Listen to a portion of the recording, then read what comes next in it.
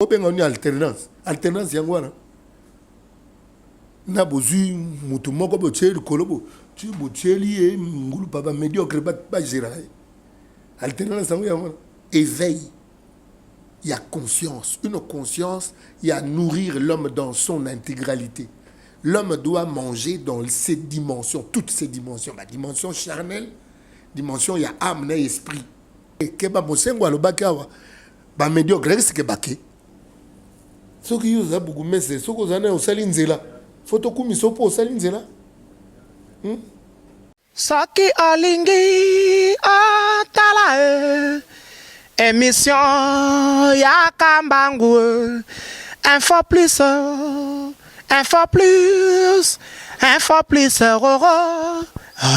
aïe aïe aïe aïe na cliquer na koti YouTube na tala info plus pona mona bansango ya miziki ya culture pea makambo nyonso ezaleka info plus tala pe mona info plus otala. Bienvenue à votre très cher internaute, il y a Info Plus. Merci à abonné fidèle na biso. Ngabino Mustafa Malembe ndena msabino ka ke bomisa na ngai. Tout ça musala za rapport na ba information.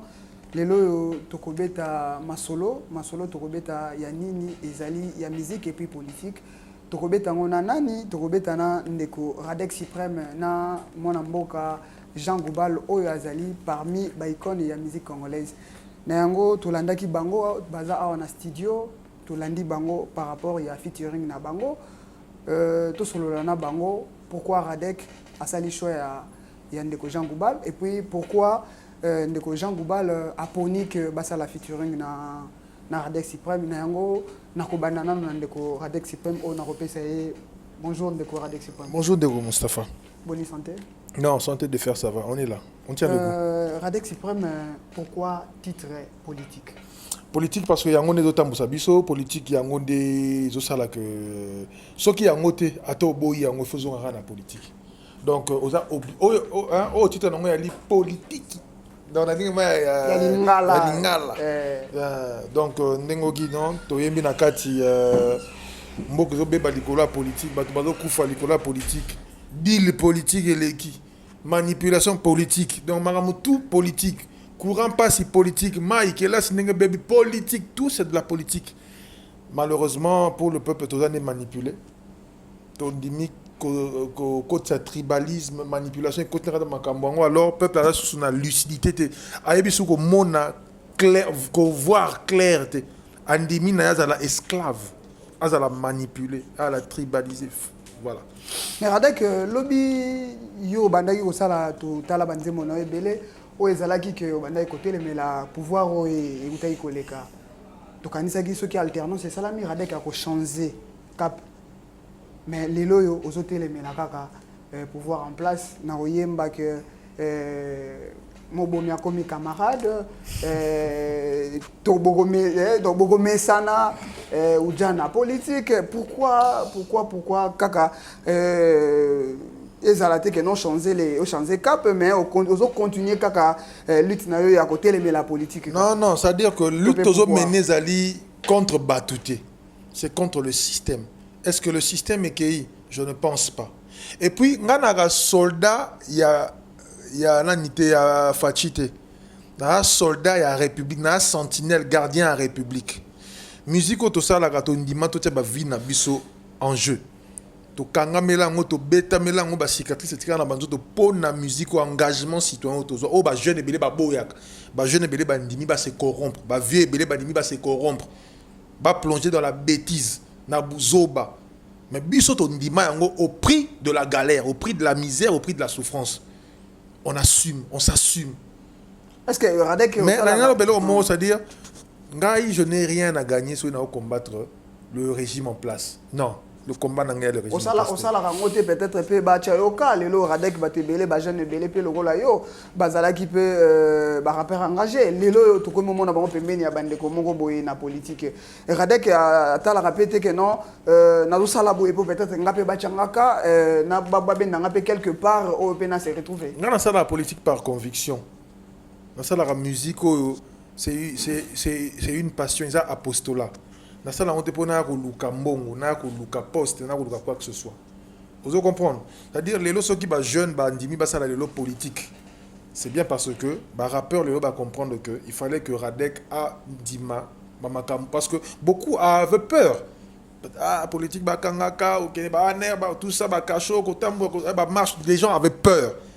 Mais lorsque Moutoumou a se sacrifié, on y va, mais c'est bien. Ça prouve que message est olé. Peut-être que nous n'avons pas les moyens, mais le message est passé. Ça veut dire qu'il y a déjà une petite victoire. Mais vu que les moyens, ils ont la taille à haute, voilà pourquoi, mais c'est déjà un bon pas. Mais toi qui es dans la politique pour se faire les poches, et toi qui es dans la politique derrière n'importe qui, puisque Roki corrompre, Roki anéantir l'image à lutte, non, parce que Roki s'enlacer, Roki s'engana, tout le monde va piller Mboka, va détruire Mboka. Il faut être très prudent. Donc voilà. Mais Ndeko Radek expliquait dans mon bomi à combien master. Non, mais à partir du moment où on a monté mais la champagne, na mutu mombo otoyebi histoire. Moi je suis en train de penser à des gens comme papa na ba ou ba papa na ba mère ya ba Gabi, ba Rossi Chimanga, ba Thérèse Kapangala. Moi si ya Armand Tungulu, moi si ya Floribert Chebe, ya Fidèle Bazana banana ba on a pensé là bazo mona image ya Fatia à Simi Champagne, azo Melana Kabila en face. Mais Radek, c'est pour une première fois dans le Ganabiso, président sortant et puis na président au hasard en place. Pourquoi pas les gens diront que sous d'autres cieux, et ça les marque. Mais sous d'autres cieux, le président a condition où il était. Alternance, c'est ça la magie normale. Alternance, c'est ça la mise sous la pression. Il fallait qu'il y ait des gens. Il fallait que Bakoufa. Alternance, il fallait que Bakoufa. Et c'est différent de l'alternance où Bakoufa champagne. Alternance, et les cas il y a bien. L'élection, les gars qui normal. Nous ne sommes pas là pour entrer dans les détails de l'élection. Beaucoup te diront que non seulement l'élection, les cas qui m'abaient, et puis la justice, c'est une justice de la honte. Une justice de la honte. Une cour constitutionnelle de la honte. Vous comprenez? Donc, tu as des détails. Mais seulement ce que moi je veux dire. Champagne, c'est déjà pour certains. En tout cas, ou bien, il faut qu'on fasse le choix. Champagne pour certains, ou bien de l'eau potable pour tous. Parce qu'il y a qui le peuple d'abord? Le peuple d'abord, il faut d'abord le peuple à se retrouver. Le ministère, le gouvernement n'est pas se présenter. Il y a 65 ministères. Le peuple d'abord. Et puis dans 65 ministères, tu sais, le budget, vous allez à combien? C'est presque 10%. Il y a budget national. Car le gouvernement a consommé. Sans compter présidence. Vous voyez un peu. Et pourtant, tout casser le peuple d'abord. Tout casser le peuple d'abord. Nous, on aurait souhaité peut-être 30 à 20 ministres. Et ça m'a bêté. Mais, au nom du deal. Oh, tout le là, aya deal. Oh, vieux Goubalambi. Aya deal. Donc, c'est-à-dire que, pour être bref, non, juste que le combat Nabissou Yali, le régime en place, nous ne gagnerons rien. Moi, je suis content que Alternance et Salemi avec dans la Nenge Salemeli. Certes, nous sommes vraiment contentés, mais le vin est tiré, il faut le boire. Nous n'avons pas les bérets rouges pour faire du bruit dans la rue. Nous n'avons pas les combattants pour faire du bruit dans la rue parce que ceux qui sont là, bango, les gens goubal à l'équipe. Parce que ceux qui sont écartés, mais les combattants ne peuvent pas quitter Nansela. Vu que les Yuma, des autres étaient Nansela. Voilà. Mais Ndeko Radek, c'est vrai, mais pourquoi choisir Ndeko Jean Goubal? Non, c'est une valeur sûre de la musique congolaise. En termes, il y a positivité. En termes, il y a espoir d'un nouveau Congo. En termes, il y a une lueur nouvelle. Pour Lelo, le défi à Congo Yali, c'est se débarrasser du système. Le système est abrutir la population et corrompre les mœurs et inverser les valeurs et continuer corruption dans toutes ses formes. Nous sommes traités comme des sous-hommes dans le cannabis. comme des sous-hommes. Batumo va s'accaparer. Alors il était grand temps que Batumo va se lever et dire non. Mais pourquoi Les pas... autres ont peut-être incompris, Radek. mal aimé. Mais demain, c'est comme Lumumba en son temps. Ils allaient rappeler. Pourquoi pas choisir un peu la Kofi Olomide, Non. Bazali. Ici, nous parlons des valeurs. Kofi Olomide n'a pas de valeurs. Nous parlons des valeurs. Il est aussi musicien congolais. Je ne veux pas entrer dans des détails à Bakomo, mais ce que tu as dit, parce que yo est bien, mais je ne veux pas entrer dans des détails à Bakomo. C'est-à-dire, tu as des valeurs positives, des valeurs caca. L'argent, c'est rien. Parce que, au gros, parce qu'il a l'argent. Autant parce qu'il a fait Bercy, Olympe et tout ça. Mais le plus important, le plus important, c'est pas ce que nous gagnons, mais c'est ce que nous partageons.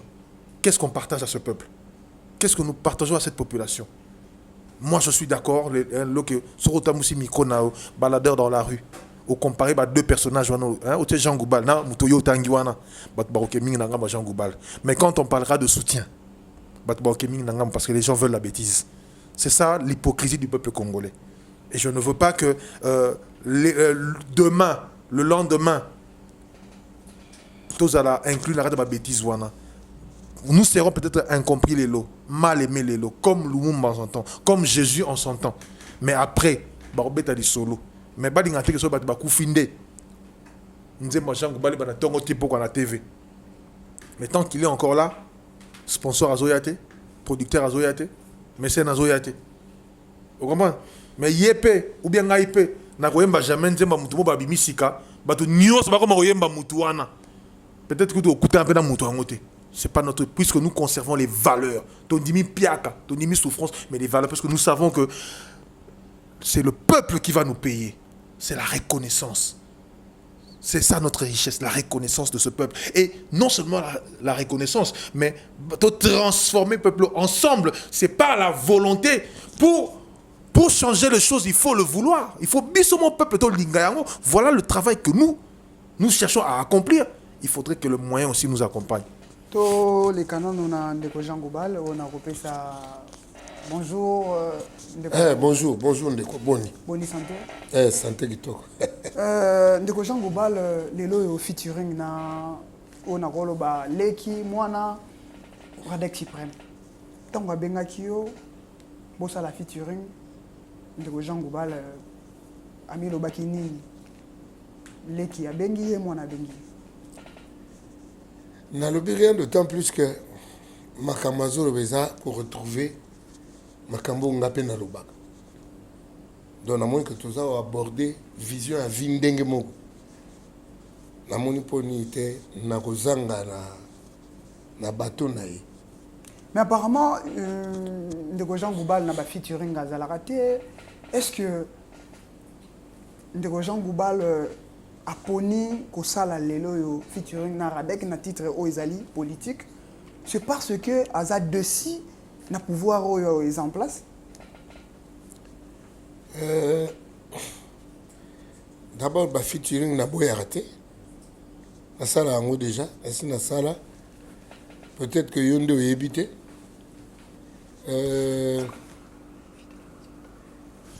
N'accompagner Radek pour Tobeta Nzembo.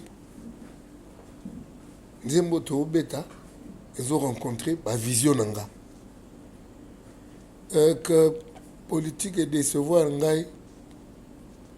En fait, ce qui me déçoit, ce n'est pas vraiment la politique, mais c'est ces gens-là qu'on appelle leaders. Parce que ceux qui sont leaders, il faut analyser il y a au monde.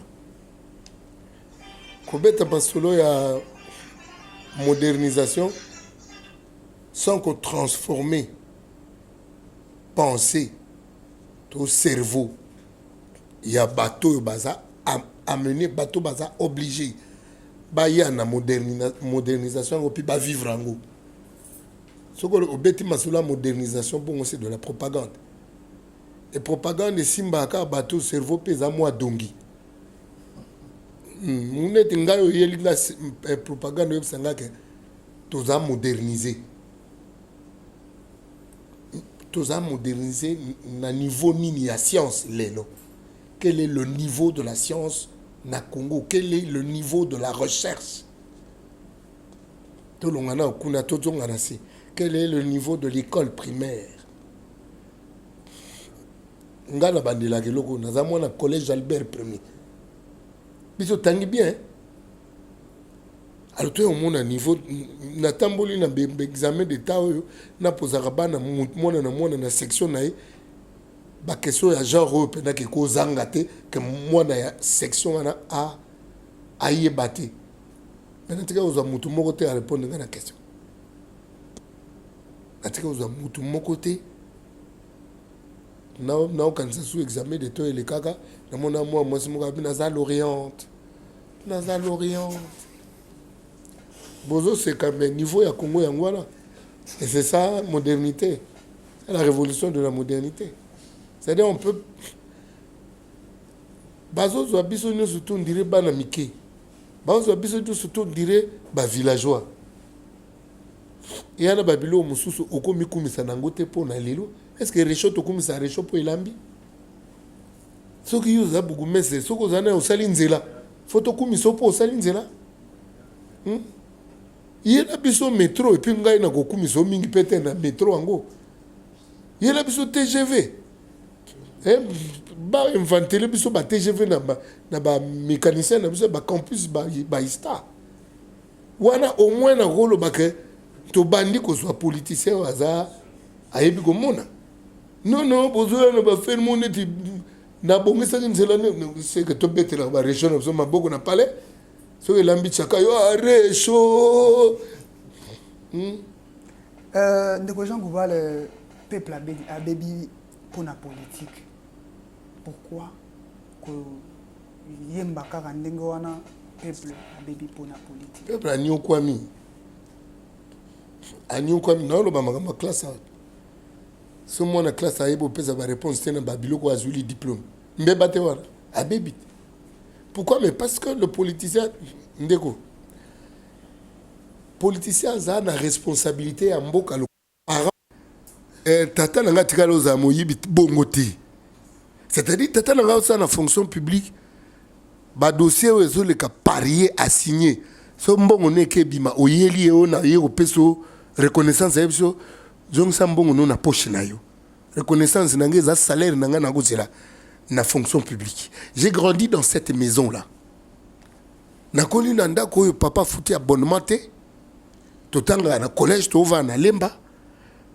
Ba camarade ba ninga ba fonctionnaire ba kotiba na ba on a bu sa fonction publique. Biso tata la musi biso 4 heures to ke makolo parce que aux à la contrefaçon to ko na bu sa fonction publique. Il y a encore des gens comme ça dans ce pays. Et c'est des gens comme ça qui doivent chapeauter les institutions. Na kosote. Ce pélé musuno sa publicité nangai bayo kangai. Jean Goubal, Jean Goubal, député dans le Parlement, tant que vous avez tout le monde a validé, selon Yomo. Tant que vous avez élu. Tant que vous avez bon, ah oui, tant que vous avez élu. Bah tu valida, biso valida, bah mandat na biso na Parlement. Tu yo validé en una courte. Tant que vous avez élu. Jean Goubal a apporté Nini, étant que député dans la musique congolaise. La musique. La musique, surtout, na part il y a des musiciens, tant que défenseur, il y a des musiciens congolais. Ndeko. Question nous a pas si mingi. Ce que je peux apporter dans la musique, d'abord, j'ai une éducation, une instruction. À ce temps, on a ça la musique, on a un corps rébellé. Et ça passe dans la classe où il est en que comme la musique, on peut utiliser un corps pour nous faire hein? Ce qu'on a dit, texte, on a comme exemple, on a tangi Jean de La Fontaine, on a tangi Voltaire, banani, to tangi zamenga batukezanga, to biso que classe où il s'allie que et pas étant aux comme texte. Ma classe c'est ça. Et pas étant aux bêta guitare, ma classe c'est ça. C'est ça que je peux apporter la musique na biso. Mais est-ce que batang ça monte na makasi? Majorité ba musicien na biso ba yebi musique té. Mais bazana talent est belé. faut te ngate so ba balingo yekola te faut te ngate so balingi ko yekola te faut te ngate qu'est-ce qu'on a ko ça ngana ko apporter. Moi j'aime la culture, j'aime que les gens se cultivent, j'aime que les gens acquièrent de la connaissance, parce que la connaissance n'est pas mémayo na Christ, n'est pas ça la peut comprendre le Christ. On peut pas parler ya ba Christ ba ndimi ba sambeli o bongo zo salate. Mon peuple périt faute de connaissance. Et ça, dans la Bible, comment dit le balanzambe, ça précepte sur précepte. Et ça, c'est qui était au nom de Jésus, Yangoulou pam pam bonté. J'aimerais apporter éveil. Il y a conscience. Une conscience, il y a nourrir l'homme dans son intégralité. L'homme doit manger dans ses dimensions, toutes ses dimensions. La dimension charnelle, dimension, il y a âme et esprit. Mais l'homme congolais ne nourrit que la chair. C'est pour cela que la chair qui n'est que corruption est comme la nature de l'homme congolais aujourd'hui. L'homme congolais est devenu corrompu tinamolimo. Et la lutte que nous devons mener, que nous menons déjà. Et la lutte, il y a bisa bandeko. Eh, keba mosengo alobaki awa. Ba médiocre, c'est que baké. Aujourd'hui, on a radé que ceux qui ont une alternance. Alternance, c'est quoi? Na bozu mutu moko bo tsheli kolobo tu bo tsheli e ngulu papa médiocre pas gérer. Alternance, c'est quoi? Ndeko Jean Goubal, na question wana na tuna kiyo eza par rapport il y a batebele temps ba mona ki Ndeko Jean Goubal apostila qui étant que député bandeko no pe ba musicien belé ba sepela ki par rapport il y a makambo zo le kana musique na biso notamment makambo ba droit d'auteur notamment makambo ya ministère ya culture et art na tuna ki question ezaki par rapport il y a ndenge wana ce qui apport na yelo ekoko za nini. Tu vois étudier nous quels sont les problèmes, quelles sont les lois aussi babimisa dans le Parlement et est-ce que exécution en gros ça mais tout ça est pour ça là on est Rolanda Sima. Le premier mot ça les alliés soigner l'homme congolais est malade dans son âme.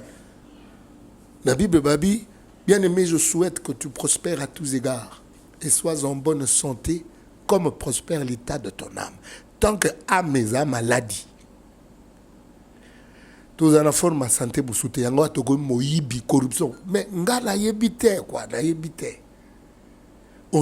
Parce que la conscience est fintarate à moins que la conscience peut est maladie.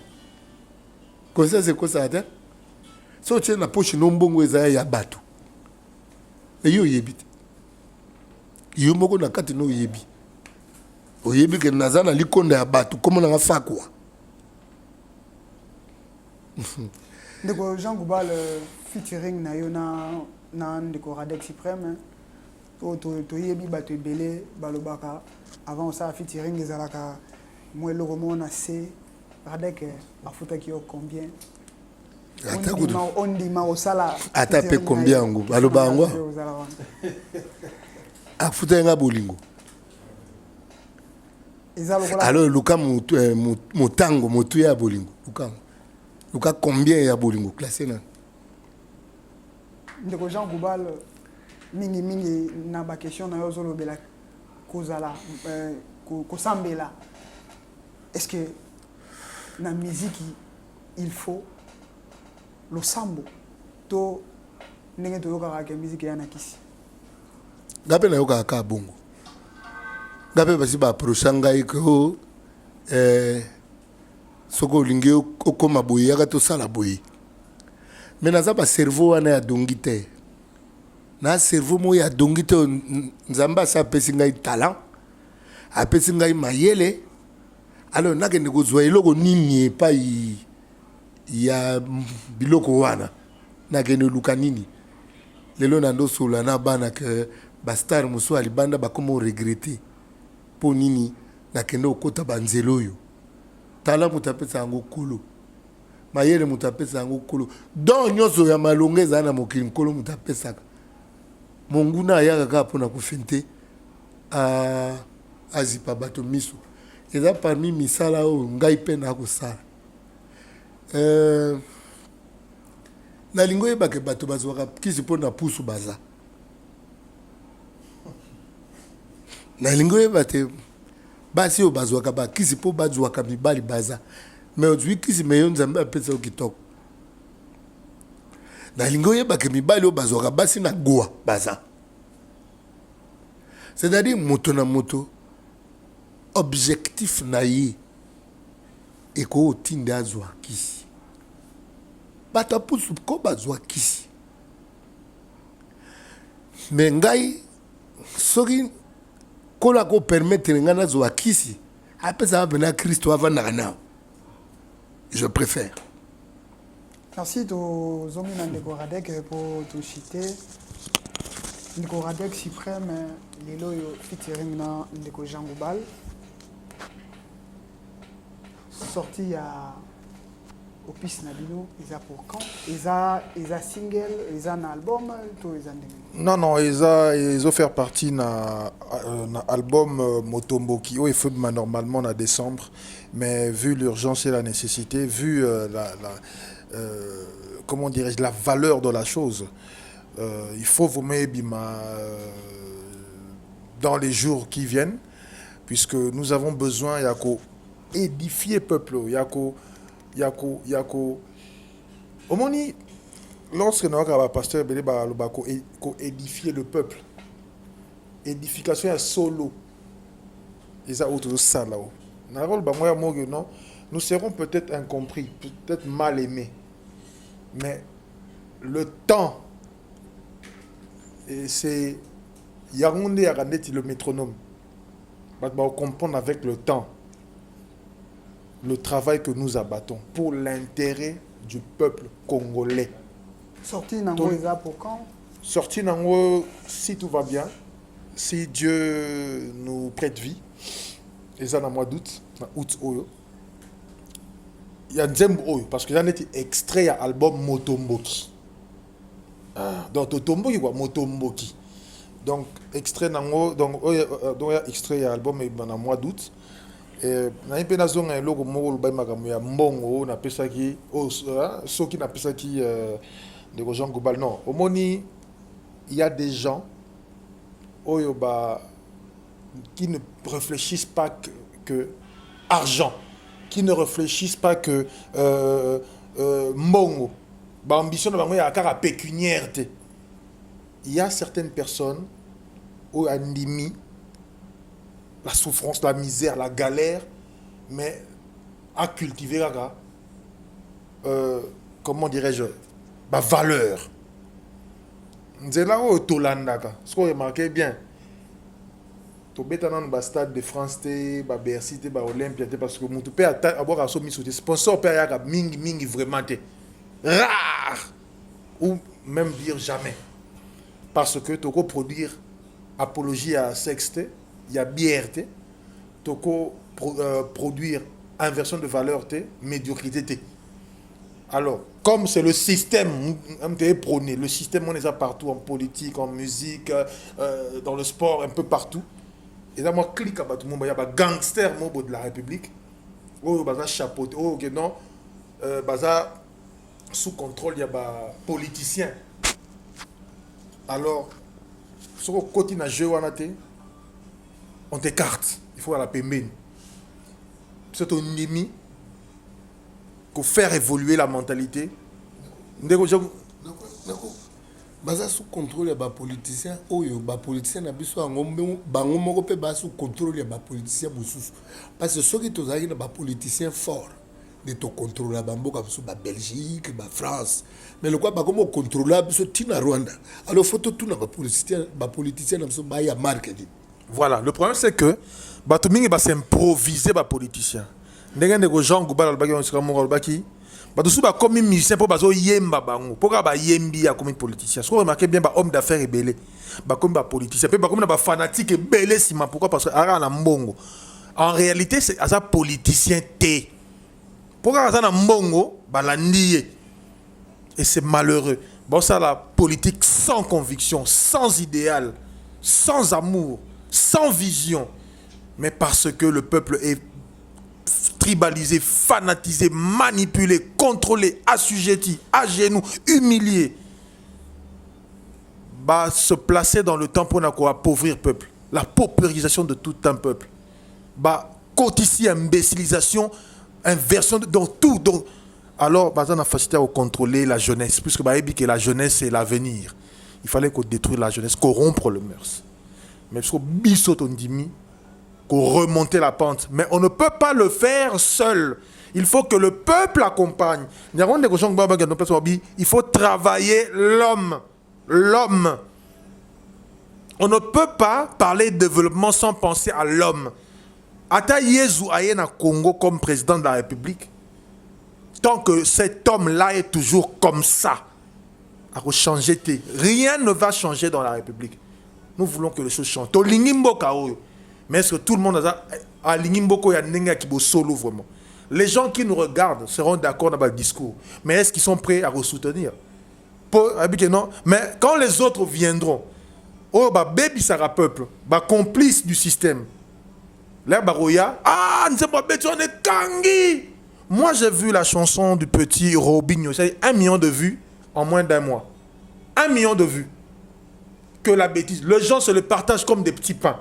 Mais bêtise n'a bêtise. Et ceux qui partagent, ce sont des gens intelligents, sensés, réfléchis. Des parents, des responsables qui partagent. Plutôt qu'à censurer. On l'autocensure. Mais l'autocensure, même Bissoir, on peut chanter de la bêtise pour vendre. On peut chanter pour vendre. Mais au boy et le quoi. Le peuple, il faut arrêter qu'on soit hypocrite dans le combat autour mené. Le peuple doit arrêter de jouer à la victime, puisque, en fait, il y a un complice. L'air bozo voté par bandit. Bozo écarté par Jean Gouba dans la députation, mais bozo placé qui a un passé, qui a un bilan catastrophique. Alors, partager bilan moko na bato ba bomi mboka. Vous vous attendez à quoi? Là, il faut écarter moutou plein de valeurs. Combien sont descendus dans la rue par solidarité? Même pas les musiciens. Apparemment, ça n'a même pas plu à beaucoup de musiciens. Parce que ils n'incarnent pas des valeurs, ils n'incarnent pas le changement, ils n'incarnent pas le réveil.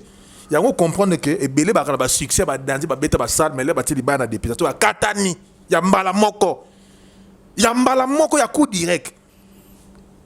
Mais ouais, bande gens au moni que tricage ça les mais c'est pas grave. Ils en ont gravité. Moi j'ai dit à M. Jean Gouba, la seule façon de répondre à ces ennemis de la République, c'est faire zongi ça sur table. Oh, ça qui baye bayo. C'est pas la politique non, ça qui baye bayo. C'est parce que ça la nganze monde baye belayo. Peu ça la succès dans mboka. C'est comme ça qu'il faut répondre à ces gens-là que j'existe non par la politique, je mange non par la politique parce que j'étais d'abord moi Jean Gouba. Dans notre base c'est la Nzembo dans mois d'août et Zobima, on a vraiment besoin, il y a pas partage nabino na pas plateforme dans les réseaux sociaux, na WhatsApp partager l'air et Gobima. C'est pour ça que nous avons un maximum de soutien. Les gens ne comprennent pas que sans le soutien, on ne peut rien faire. Nous sommes ces gens-là qui ont été écartés du système puisque nous n'avons pas voulu qu'on soit complice. Partenaire, il y a bateau, il y a système, partenaire. C'est un peu ça. Donc, base est là, il y aura du bon. Radak, question pourquoi pas aux Zelakina nous Nzembo Moro Ministère au Yembeli Bandeko Nabiso Nyoso Bakufa Bandeko Rossi Thérèse, pourquoi pas au Tikaki tant que Nzembo wana pe zwana nous temps tu peux pas savourer en gros. Déjà je t'informe que Nzembo wana a moins de difficulté à promotion vu les moyens limités.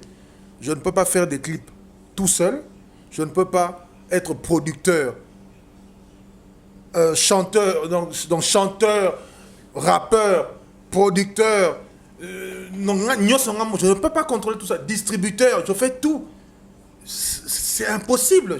Je n'ai pas les millions. Je ne suis pas un mécène. Pardon, je ne suis pas un producteur. Même cas. Justement, nous nous sommes dit, nous ne devons plus attendre. Culture n'a pas de mandiété.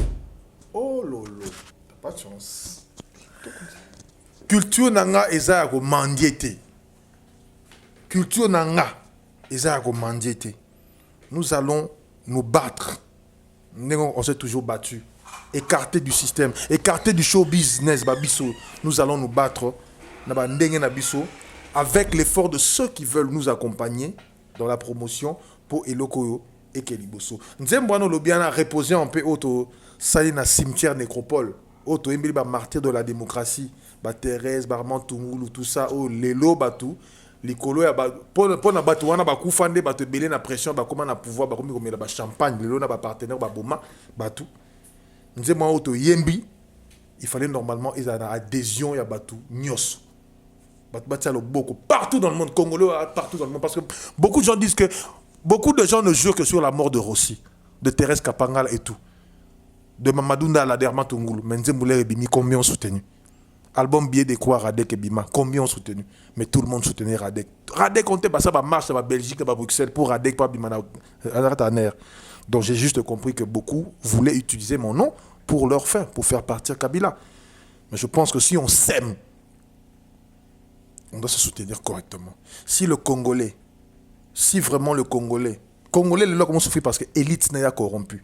Et Congolais sera ndimi, bah élite corrompue c'est parce que yémora ndimi le Congo. Alors arrêtez de se faire passer pour une victime parce que complice.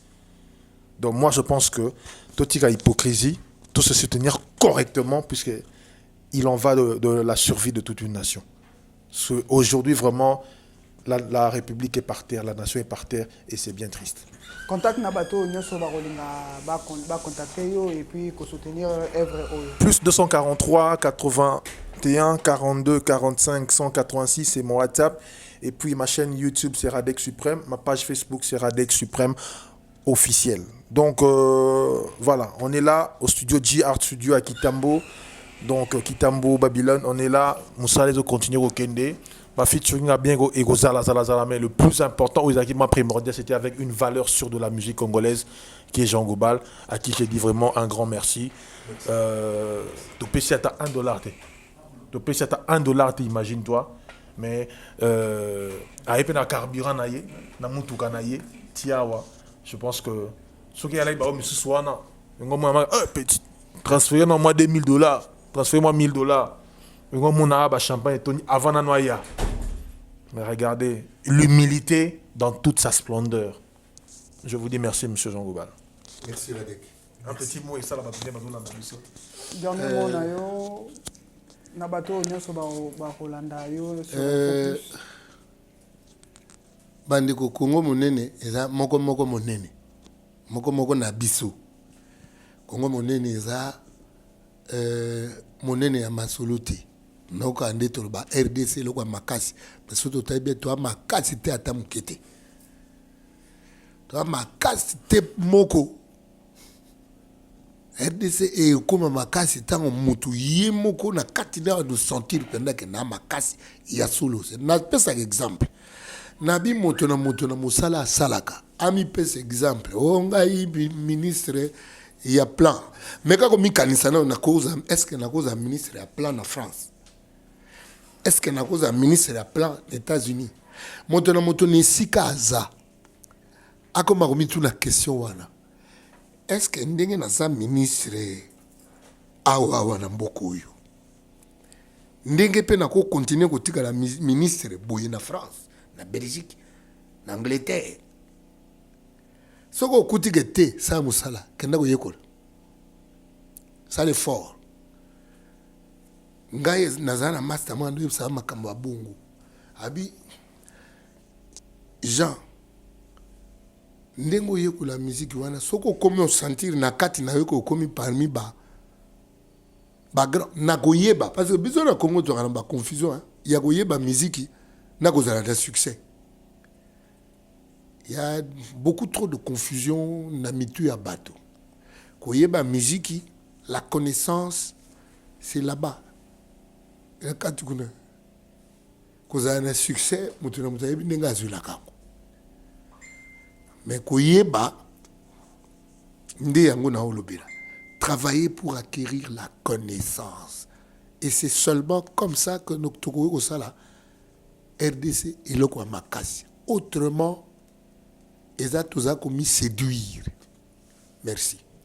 Merci Wanezaki ndeko Jean Goubal et puis Nandeko Radek Oyotonandaki Bango na studio.